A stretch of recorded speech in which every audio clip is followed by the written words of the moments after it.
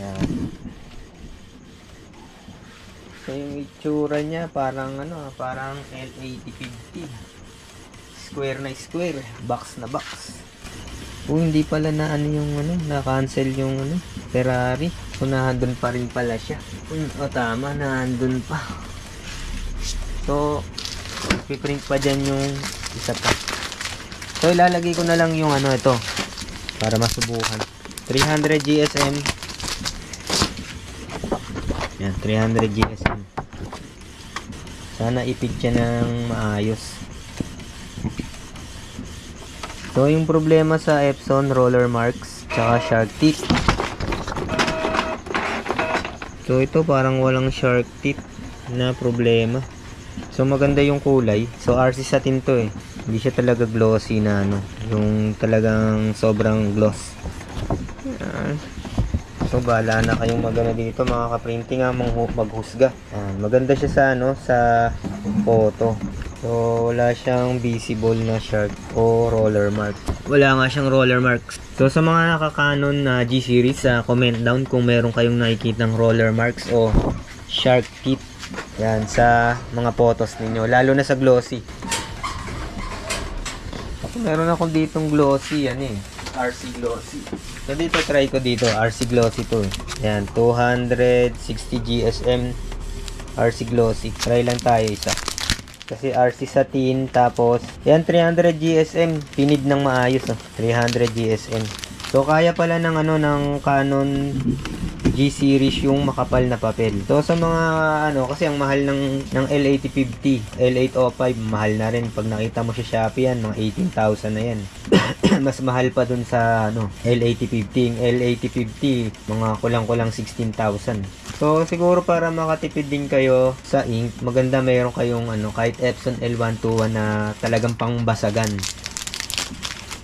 Talagang kumbaga pang harabas. Lalo na yung mga pliers na mga black and white, mga print ng document para hindi malaspag yung printer nyo. So ang problema lang nito kasi mahal ng original ink. Yeah. So shark teeth, hanapin natin. So may gas-gas dito, pero tingin ko hindi siya shark teeth to, baka dati na to. Kasi kung roller mark yan, pag ganun ang guhit niyan, siya pag ganun, parang gas-gas na talaga. So wala naman siyang shark teeth, 300 GSM, pinid ng maayos. Tapos subukan natin dito sa RC glossy. So 3R. Try tayo back. So sa RC glossy tayo, select paper. Subukan natin na semi-gloss tayo kanina eh. So, photo paper plus gloss. So, yan. Subukan na natin sa RC glossy. So, yung pinili ko dun sa paper, 4x6. Yung 4x6, yun yung 4R. Tapos, layout print, borderless full, tapos print. Yan. Sinubukan na natin. Nagtry ako ulit. Ito yung nyo, paper type. Dito ko nilagay, tapos image, tapos 4R yan. So mabilis din siyang mag-print. Mabilis din. Hindi pala naka borderless. So hindi pala natin na borderless. Hindi ko pala na borderless. So ito glossy to naka border pala yung napili ko. Tapos ito pala yung borderless. So ulitin ko ulit pag borderless ulit. So isa pa. Yan, RC glossy. Tapos print natin. Ito na, print.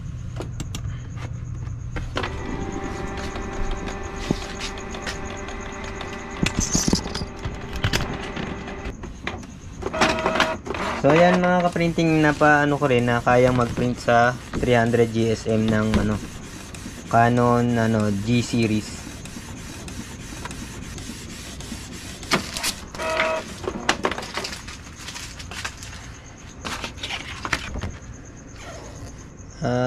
Walang Yun nga advantage, walang shark teeth tsaka roller marks. Mukhang maganda yung paper feeder ng Canon G series. Kaya lang nga yung Epson lang kayang maglagay ng mga iba't ibang klaseng ink. Yun lang dito sa Canon, hindi mo ata pwedeng lagyan ng sublimation to o iba pang ink na third party. So yan lang mga ka-printing, hanggang sa muli, maraming salamat. Huwag natin kakalimutan mag-subscribe sa Bentech. Yan, salamat po. Maraming salamat. Goodbye.